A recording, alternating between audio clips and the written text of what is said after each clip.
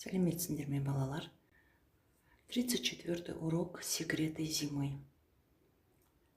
34 сабақ «Қыс құпиялары». Сегодня вы научитесь различать типы текстов.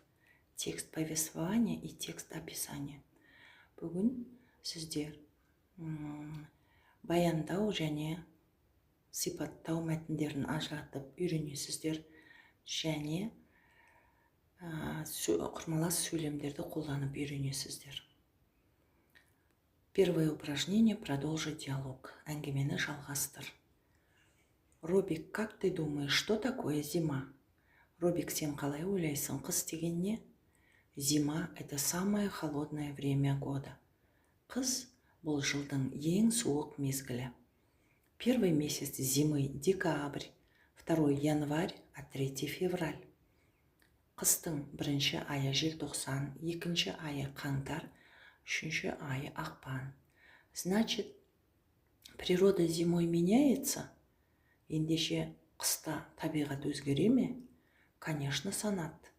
Зимой метут метели, бураны, идет снег, на окнах появляются морозные узоры, а на ветках деревьев иней. Әрине, Санат, қыста боран соғады, қар жауады. Терезелерде қырау пайда болады және ағаштың бұтақтарында да қырау тұрады. Зимой очень красиво и интересно.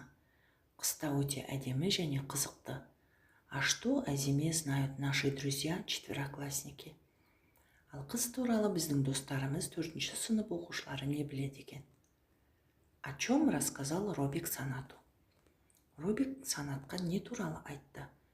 Используя выделенные слова в тексте, расскажи, как меняется природа зимой. Сөйлемдегі қарамен жазылған сөздерге сүйене отырып, қыста табиғат қалай өзгеретінін айт. Зимой метут метели, бураны, идет снег. На окнах появляются морозные узоры, а на ветках деревьев иней. Выпиши выделенные слова и определи их число. Қарамен жазылған сөздерді теріп жазып, олардың жекеше түрде немесе көпше түрде тұрғанын анықта. Метели множественного числа көпше түр. Бураны множественного числа көпше түр. Снег единственного числа жекеше түр. Морозные узоры множественного числа көпше түр. Иней единственного числа жекеше түрде тұр. Во втором упражнении подумай, какие изменения произошли в жизни этих животных летом. Заяц, белка, медведь. Все эти животные, то есть белка и заяц, меняют окрас шкуры летом и зимой. Да? Зимой зайцы белые, а к лету они меняют. Да? Весной они становятся серыми. Это чтобы защитить себя от хищных животных, от своих врагов. Белки они летом в основном рыжие, а зимой они становятся серыми или черными. А медведи, вы знаете, ребята, что они зимой уходят в спячку, да, впадают в спячку. Летом они идут, значит, они очень любят мед и охотятся за медом, да, за пчелиным медом. Составьте сложные предложения по схеме. По этой схеме вы должны составить одно сложное предложение. Мынадай схемаға сүйеніп, бір құрмалас сөйлем жаса. Зайцы зимой белые, запятая, а белки серые. Третье упражнение. Поработайте в паре. Найдите вторую половинку и объясните народную мудрость. Воробьи расчирикались, оттепели. много снега, много хлеба. Дым столбом к морозу. Как вы понимаете эти высказывания? Егер торғайлар шырылдаса, күн жылынады. Много снега, много хлеба.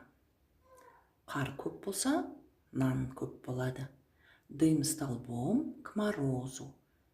Егер қыста түтін түзу ұшса, онда күн суық болады, суытады.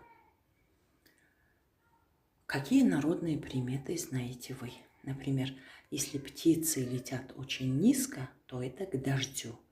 Егер құстар төмен ұшса, топтан төмен ұшса, онда жаңбыр жауады.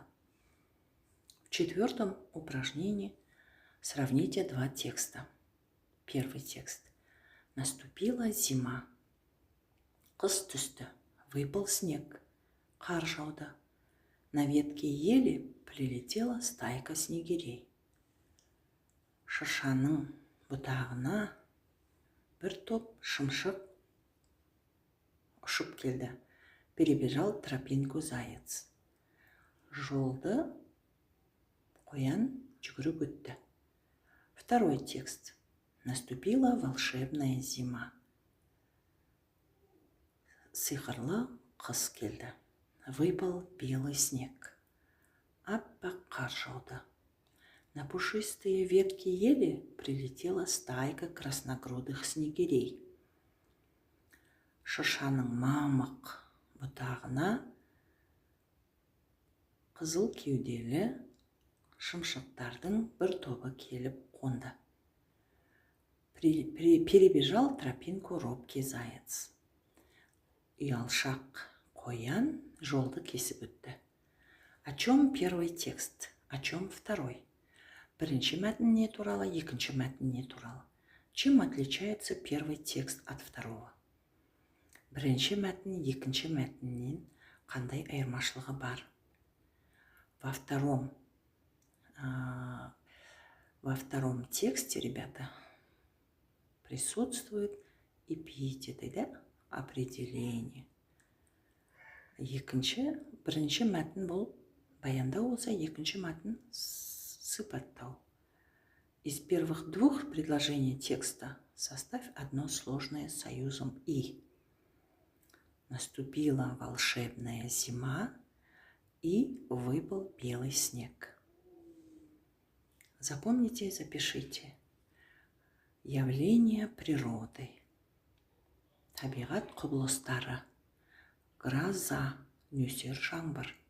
Сияние, жарқырау. Ледоход, сең жүруі. Снегирь, шымшық. В пятом упражнении вы должны будете написать письмо по памяти. Выучите наизусть и запишите. Выпал снег, упал мороз, кошка снегом моет нос. Объясни значение слова «упал» в данном предложении. Упал, то есть внезапно наступил мороз. Какой союз можно вставить в первое предложение? Выпал снег и упал мороз. То есть қар жауды да бірден аяз басталып кетті. До свидания, ребята. До следующих встреч. Удачи вам!